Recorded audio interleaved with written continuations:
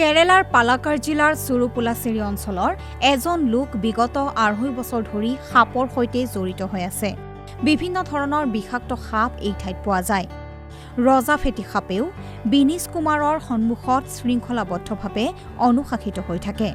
বিনিছ কেৰালা বন বিভাগৰ অধীনৰ পালাক্কাড়ৰ মালাম্প্ৰজা সাপ উদ্ধাৰ আৰু পুনৰ সংস্থাপন কেন্দ্ৰত এক অস্থায়ী কৰ্মচাৰী হিচাপে আছিল। সপ্তম শ্ৰেণীৰ পৰাই বিনিছ সাপৰ প্ৰতি আকৰ্ষিত হৈছিল।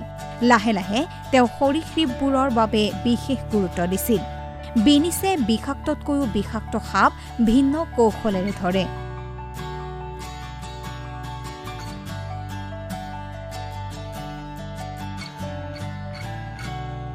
পিছলৈ সাপ ধৰাৰ এই কৌশলেৰে সাপবোৰ ধৰি বন্ধু কৰাৰ ক্ষেত্ৰত উৎসাহী হৈ পৰিছিল। বিনিছে এজন সাপ ধৰা প্ৰশিক্ষকক লগ পালে, যাৰ পৰা তেওঁ সাপ ধৰাৰ প্ৰশিক্ষণ ল'লে। লাহে লাহে সাপ ধৰাৰ পদ্ধতি তথা ন কৌশলসমূহ আহৰণ কৰিলে। কোয়াম্বাটৰ বাসিন্দা পাৰ্থ সাৰথীয়েও বিনিছক যথেষ্ট প্ৰভাৱিত কৰিছিল।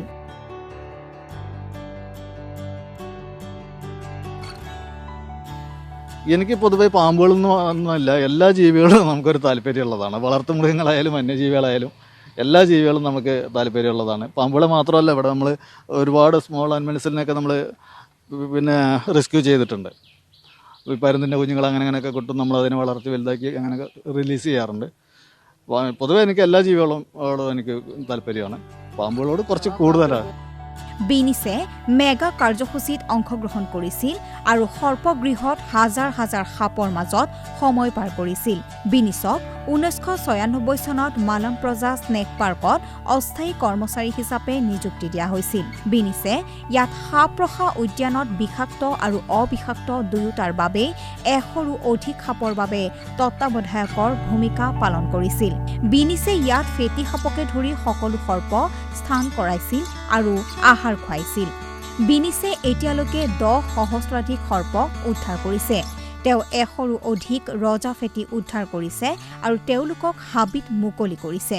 তেওঁক দুবাৰকৈ সৰ্পই দংশন কৰিছিল আৰু মৃত্যুৰ পৰা কোনোমতে সাৰি আহিছিল। ইয়াৰ পূৰ্বে বন আৰু বন্যপ্ৰাণী বিভাগে সাপৰ তত্ত্বাৱধায়কক বন নিৰীক্ষক হিচাপে নিযুক্তি দিছিল। বিনিছে সেই সুযোগটোৰ পৰা বাদ পৰিছিল, কিয়নো তেতিয়া তেওঁ 20 বছৰ সেৱা সম্পূৰ্ণ কৰা নাছিল।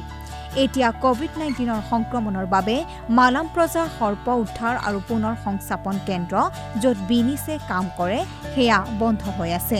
এই সাপ ধৰাৰ বাবেই এই কোভিড-19ৰ সংকটৰ সময়তো কৰ্তৃপক্ষৰ পৰা যিকোনো সহায়ে বিনিছক যথেষ্ট সকাহ দিব পাৰে।